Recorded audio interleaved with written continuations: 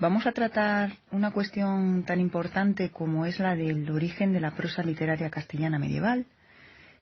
En primer lugar, debemos tener en cuenta que esta prosa no surge sin más, como decimos, en el siglo XIII, no surge ex nihilo, por lo que en ese momento el concepto de literatura abarcaba un repertorio muchísimo más amplio del que se puede dar a conocer hoy en día. Es decir, era un concepto más amplio. Es decir, se podía abarcar textos de carácter historiográfico como hagiográficos, científicos, que venían a ser textos mágicos, tales como el lapidario, tales como textos relacionados con la astrología. Pero antes de abordar todo la tipología tan variada que encontramos en ese contexto medieval, hay que tener en cuenta que la materia temática de aquellos primeros textos ya existían. ¿Qué queremos decir con que ya existían? Pues que los textos en prosa castellana van a tener un referente, un modelo en otra lengua, como va a ser, por un lado, el latín, dado que era la lengua vehicular de la cultura, y por otro lado, vamos a tener el modelo de textos en árabe, que a su vez serán textos traducidos de otras lenguas, como sean el persa, el hindú, el griego, el farsi, etcétera, etcétera.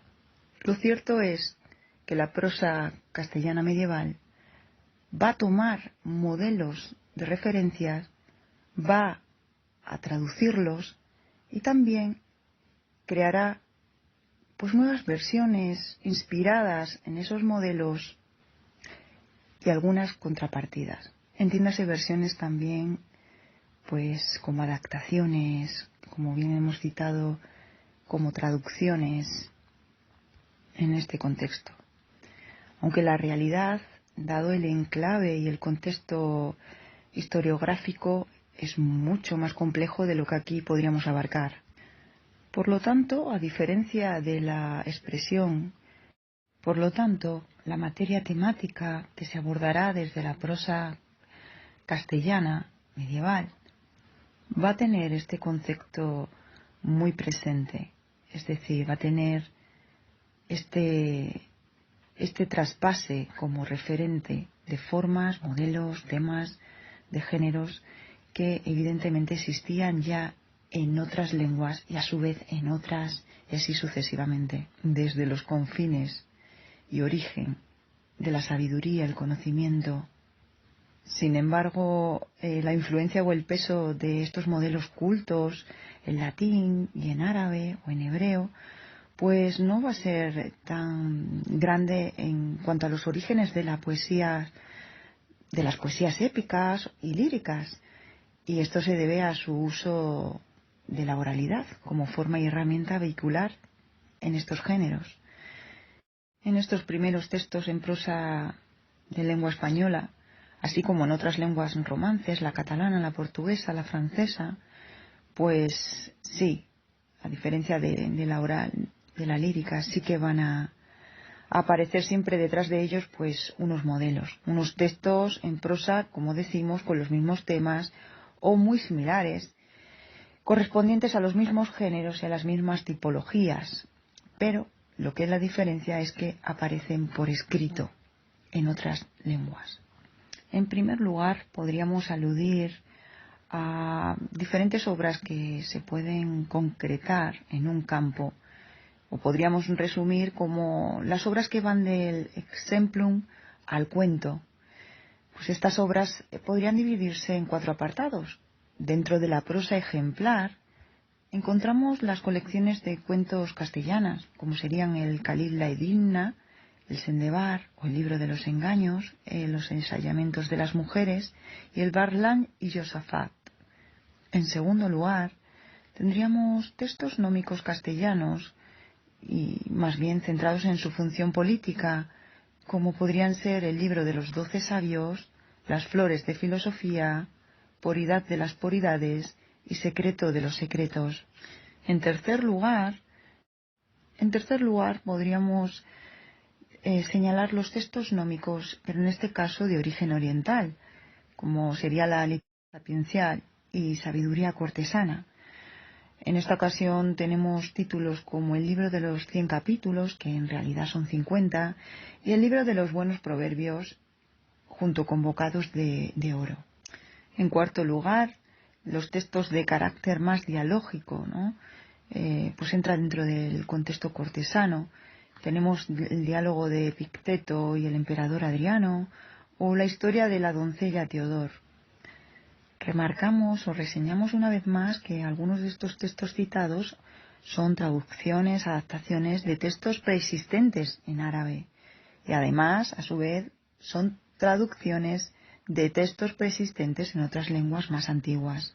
Hace un momento nos hacíamos una pregunta: si esta tradición de temas y formas venía pues desde muy atrás, ¿por qué en este preciso momento empiezan a circular en otras lenguas? ¿Por qué empiezan a producirse, por ejemplo, en una lengua romance como el castellano? Pues antes de abordar esa cuestión, debemos tener en cuenta que esta prosa tenía un marcado carácter didáctico, es decir, se caracterizaban por su marcada orientación práctica, por lo que hablamos de una prosa didáctica. La literatura en este momento no se pensaba para entretener, para elevar el espíritu, por ejemplo, de las más altas esferas, de la producción estética. No, son obras con una clara finalidad práctica en términos de didactismo y enseñanza. Por lo tanto, esto será otro de los puntos pues más significativos de la prosa castellana medieval. Decíamos que la etiqueta de género literario en la literatura medieval era mucho más amplia que en la actualidad. Pues porque es necesario destacar que, debido a su carácter didáctico, esa etiqueta, esa tipología, englobaba pues textos de carácter historiográfico, astronómico, aparte de códigos legales, es decir, textos que ellos en ese momento se consideraban como científicos. Sin lugar a dudas, es un concepto que pues va a estar en constante cambio y evolución, evidentemente, hasta llegar al concepto actual de literatura, puesto que todo el mundo se puede preguntar o cuestionar qué es o qué no es literatura. Y ahí entraríamos en otras cuestiones de carácter crítico, ¿no? Desde una dimensión de teoría de la literatura, pues en el que, para ser muy concisos y muy breves, la literatura, sin duda alguna, su principal etiqueta es la ficcionalidad, el carácter ficcional, es decir, la ficción como elemento diferenciador. Bien, entonces, como decimos, ¿por qué estos textos en un momento determinado se escriben o se empiezan a escribir en lengua castellana? Pues en primer lugar, lo que tenemos que pensar es en la peculiaridad de ese tiempo pasado, ¿no? De ese tiempo y contexto medieval. Lo primero que hay que pensar cuando se estudia la literatura de la Edad Media es que la sociedad europea occidental, medieval, es pues evidentemente una sociedad analfabeta e iletrada. La inmensa mayoría de la población ni sabía leer ni sabía escribir. Además que en la mayoría de los casos no se contaba con los recursos, ni el tiempo, ni instrumentos. Piénsese, por ejemplo, en personas con discapacidad en cuanto a la visual. No había gafas, no había útiles tales como un bolígrafo al uso. Y, por supuesto, pasamos de largo otras cuestiones como la luz. Es decir, la electricidad evidentemente no estaba. Por lo tanto, hay que tener en cuenta que el que tenía acceso a una vela o a un candil, pues ya era un privilegiado. Frente a esa inmensa mayoría estaban los letrados, la minoría de la población, pues que tenía acceso a la lectura, que podían leer, escribir, precisamente los que habían podido ir a la escuela y pertenecían pues a las clases de alta alcurnia. Eran clases pues vinculadas en suma con el mundo de la Iglesia. Dado que en la Edad Media las escuelas eran instituciones asociadas a la Iglesia. De ahí la importancia de la Iglesia, que formaban esas escuelas monásticas o catedralicias. Y ahí surge, o más bien surge, de ahí la importancia que las clases se impartían en una enseñanza de lengua culta, como bien sabemos era el latín. A través del latín se aprendía la gramática de la lengua y mediante el uso de textos latinos, textos crudos. Tengas en cuenta que además del latín, en otras partes peninsulares, dado el contexto en el que nos situamos, la otra lengua de cultura, por razones obvias, pues va a ser el árabe. Además, si nos salimos de la península ibérica y viajamos a otras partes europeas, tales como la península itálica, pues la lengua de cultura o la lengua, digamos, de prestigio sería el griego. Pero si nos centramos más bien en esta cuestión, en el castellano, en esta lengua vernácula, en esta lengua romance, es curiosísimo, ¿no? Es como algo que, ¿cómo es posible que teniendo presentes dos lenguas de prestigio, de cultura, alguien se plantee en un momento determinado que el castellano también podría ser una tecnología tan potente como la lengua madre o como el árabe? De lo que deducimos, claro, si el latín estaba restringido a un bloque selecto, ¿cómo acceder a la educación del grupo no selecto, ¿verdad? De las personas analfabetas. ¿Cómo hacer accesible la comunicación? Y esta es la pregunta que todo el mundo se puede responder a sí mismo. Una lengua que, como el latín, que se ha fracturado tanto y que ha dado hijas en lenguas romances, pues que es precisamente lo que se habla, lo que habla el pueblo. Es necesario adaptar textos a lo que habla y entiende el texto. ¿Para qué? Pues con un propósito, una finalidad, un didactismo, una enseñanza, pero en cierto modo una manera de hacer llegar a todo el mundo un interés común. De nuevo, tenemos que tener presente que toda la romanización, cuando en el siglo V, cuando se quiebra este imperio romano de Occidente, cuando se hunde, cuando se descompone, el latín sigue estando presente y vigente como lengua de cultura, como lengua pues de educación, de enseñanza. Entonces, eso no, una vez que se fragmenta el imperio, la lengua sigue estando ahí, la tecnología sigue estando presente, pero sí que se empieza también a fracturar. Entonces, se desmontan por una parte las estructuras administrativas y la educación romana, al igual que se fragmenta el latín, lingüísticamente, en distintos dialectos latinos. Porque nosotros hoy en día hablamos un latín muy, muy vulgar, pero sigue siendo un latín sumamente fragmentado. Entonces, hay que tener muy en cuenta que, claro, un imperio termina, pero su lengua sigue estando ahí, porque es una herramienta de comunicación, es algo que irá evolucionando, es, por supuesto. De momento se tiene constancia de que los primeros textos en lengua vernáculas pues aparecen en torno a los siglos octavos y X.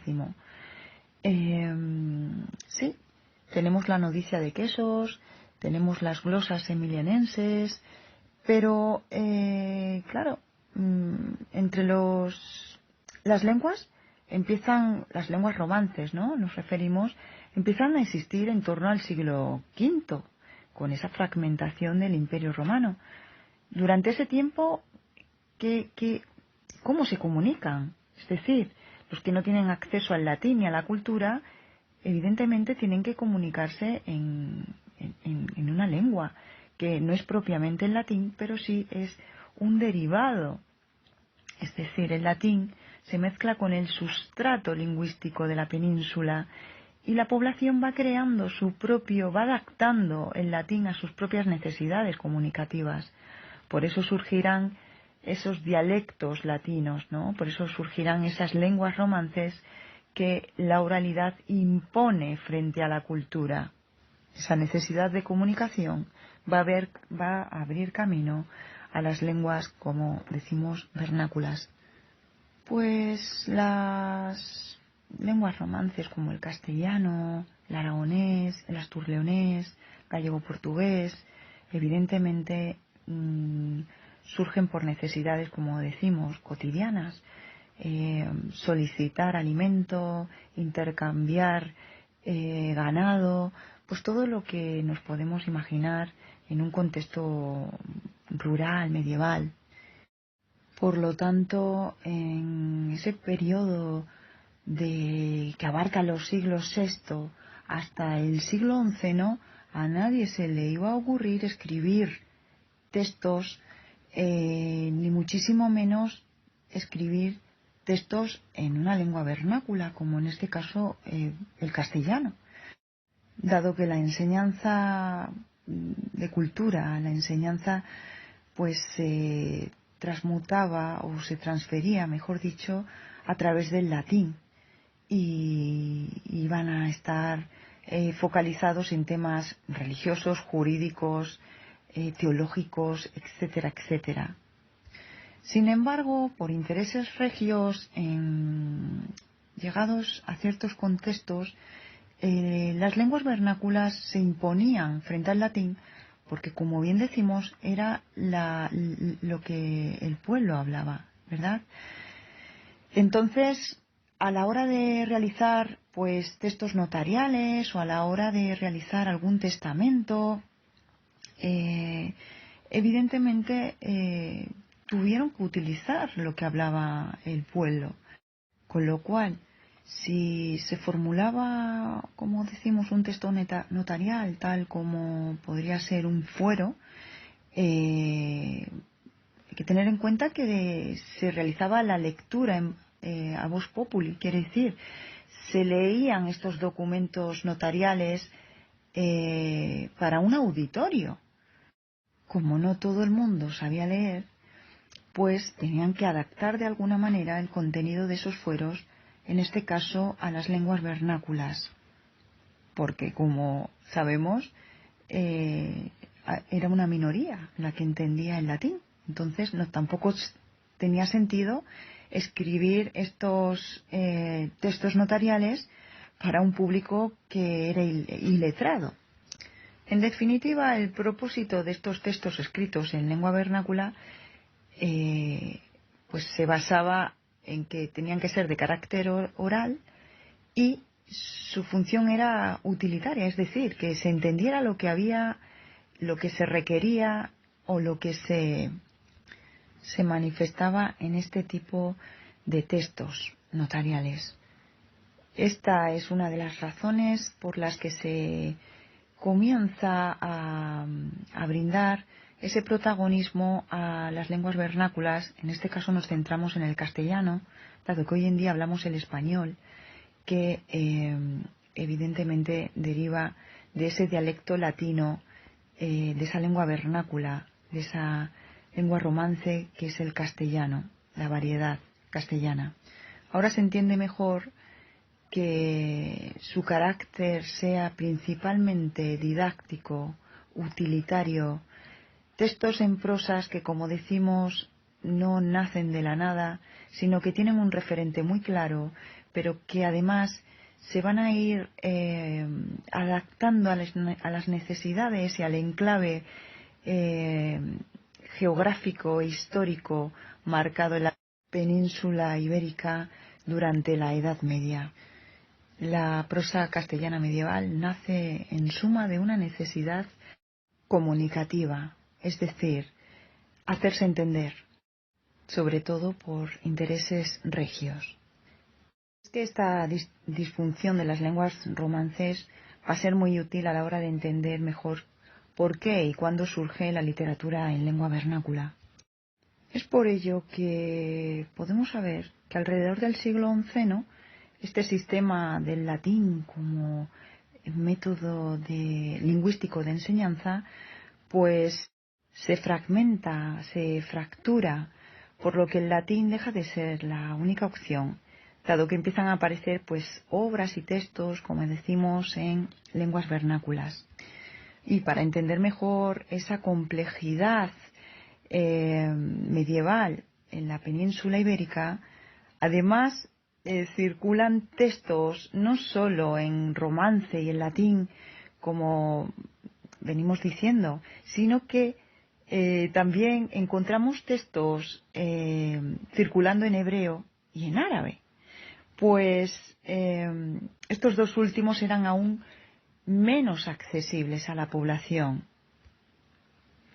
Claro, en un enclave geográfico que conviven un crisol de lenguas, de cultura, de riqueza, de tan esplendor, todavía alguien se pregunta, pues, o nos preguntamos, ¿cómo es posible que en un contexto tan significativo, como una persona culta, letrada, instruida, educada, de repente, frente al latín, al hebreo, al árabe, de repente va a utilizar una lengua vernácula para una finalidad culta o literaria? Porque bueno está que se utilicen pues para textos que tenían una finalidad, digamos, utilitaria o política en cuanto a los fueros, ¿no? Es decir, textos regios de carácter notarial, que aluden a las obligaciones de la población, a los requerimientos, etcétera, etcétera. Sin embargo, ahora, ¿cómo es posible que de dar ese paso que ya era trascendental, se empezaran a confeccionar o a plantearse la posibilidad de confeccionar textos literarios de carácter culto o con una finalidad didáctica y moralizante, instructiva, en suma, es decir, una prosa ejemplar en una lengua vernácula como el castellano de la época? ¿Cómo es posible?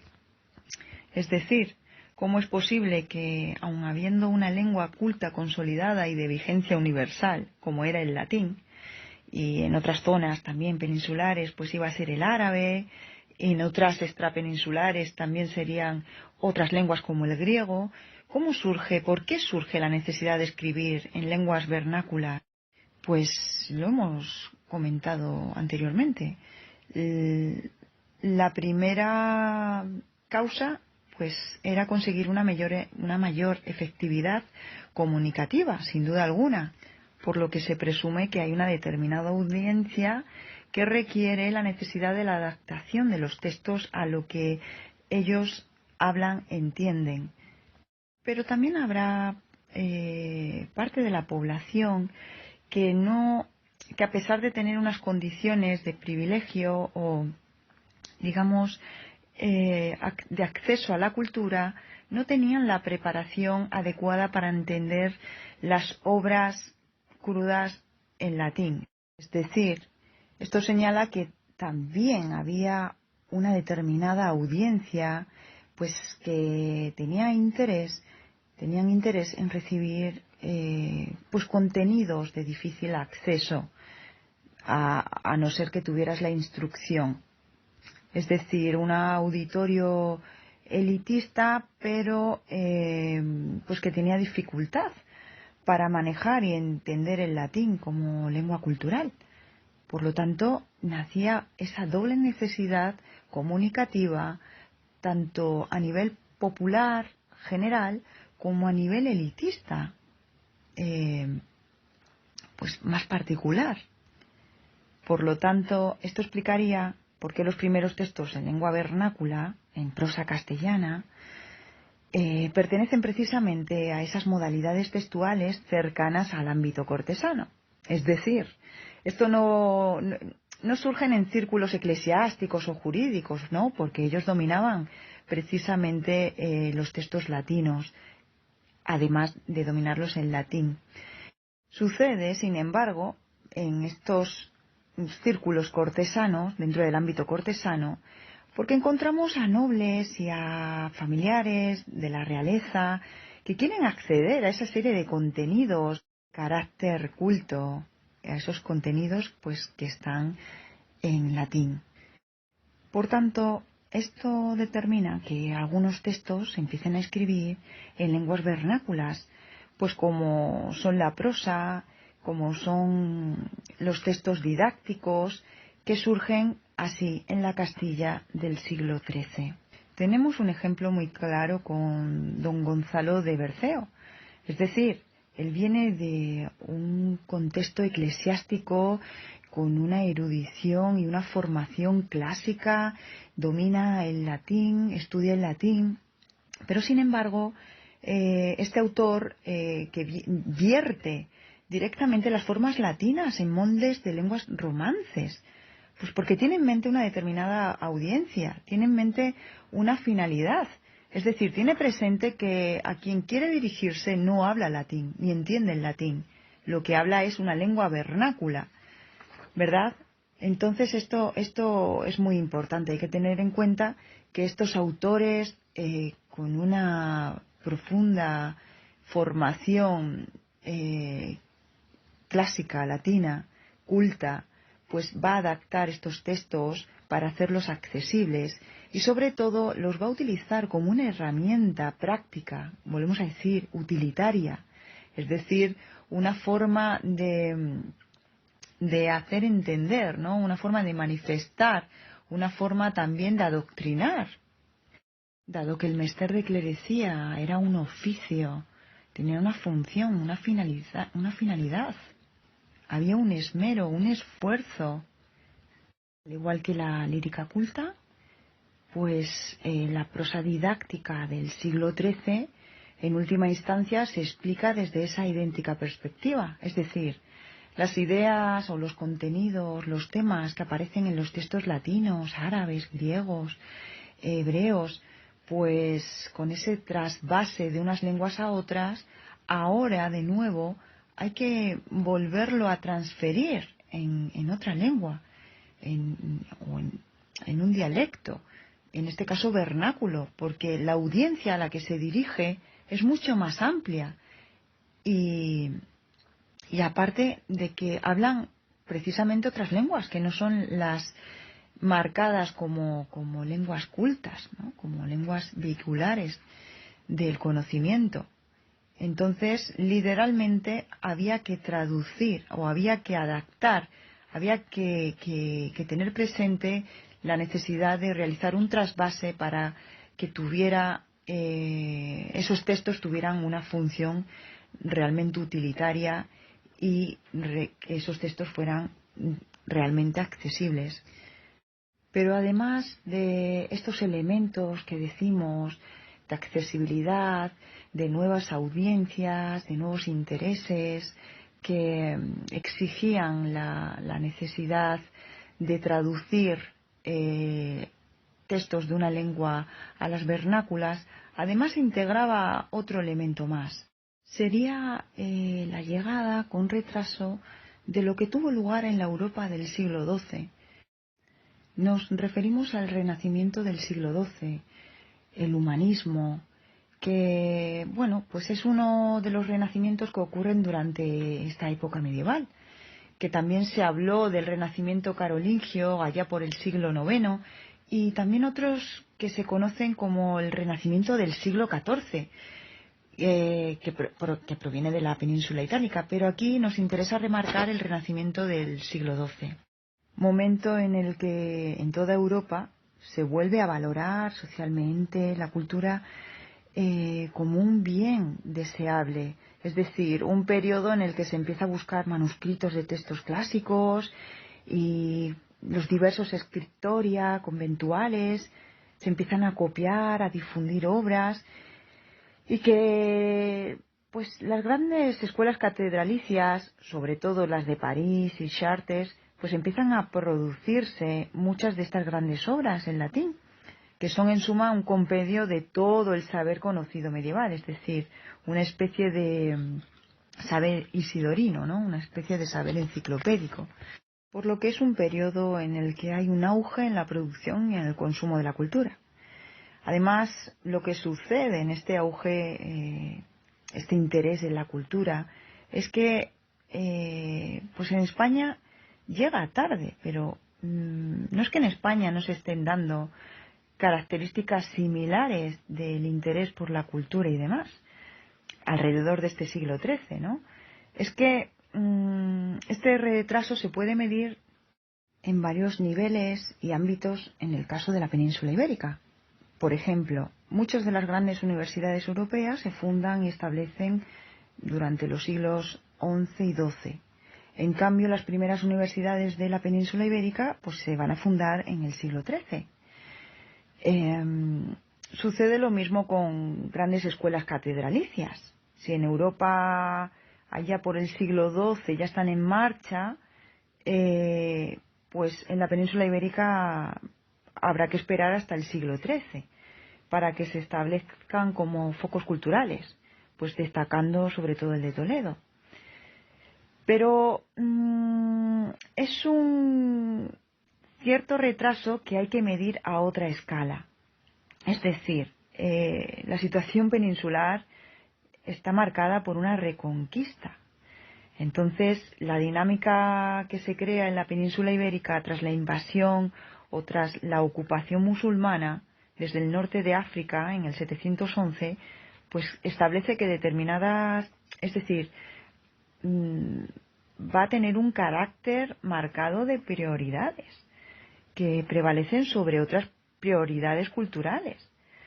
Por lo tanto, este revivir cultural, este humanismo del siglo XII, llamado el Renacimiento del siglo XII, pues que se vive en Europa, pues en la península evidentemente llega más tarde, porque aquí hay otra especie de renacimiento intrínsecamente marcado por una reconquista, como decimos.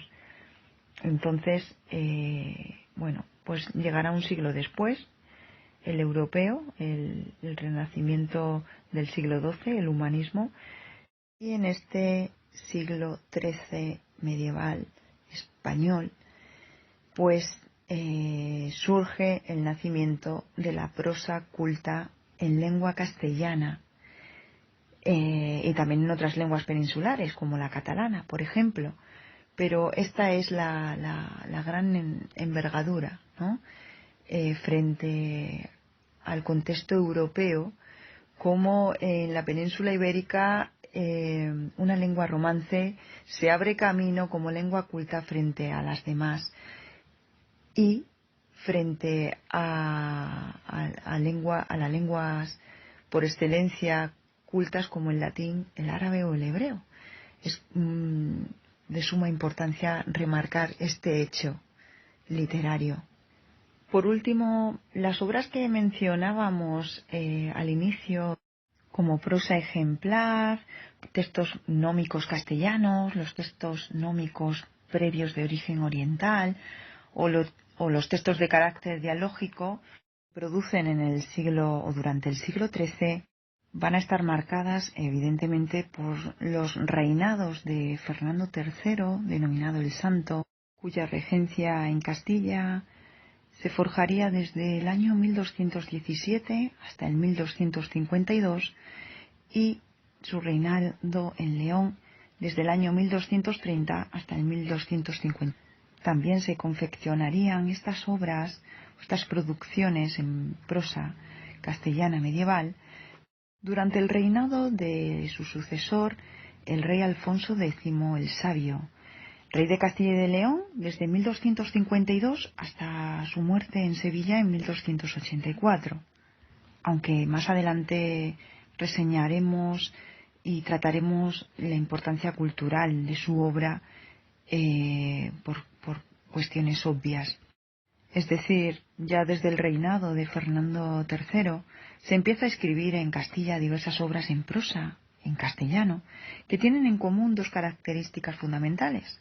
Como hemos dicho, serán obras didácticas cuyo objetivo será la transmisión de la sabiduría.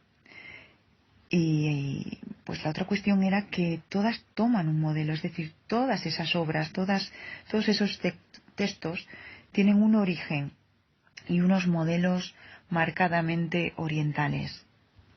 En el caso de los textos sapienciales del siglo XIII hay que tener en cuenta que, dada la escasez típica de las obras de literatura medieval española, es decir, como modelos genuinamente español, que no sean traducciones o adaptaciones, sorprende la cantidad de obras de prosa didáctica medieval castellana, así como la conservación de un gran número de manuscritos de estas obras literarias, sobre todo del siglo XV. Algunos de estos textos fueron impresos en la imprenta incunable y del siglo XVI. Es decir, es algo llamativo, ya que aunque un cierto número de obras literarias medievales fueron impresas en el siglo XVI, no fueron muchas.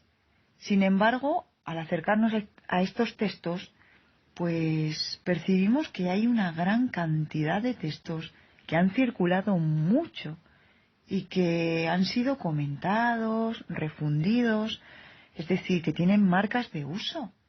Además, hay que tener en cuenta que estos textos, pues vamos a encontrar una serie de unidades didácticas y narrativas, así como recursos, pues que iremos observando en otras obras posteriores. Bien, para finalizar, nos gustaría remarcar que estos textos sapienciales tienen un tipo de tipología marcada por la profesora Marta Haro. Es decir, aluden a pues 4 dimensiones, podríamos decir. La primera sería los textos de carácter nómico.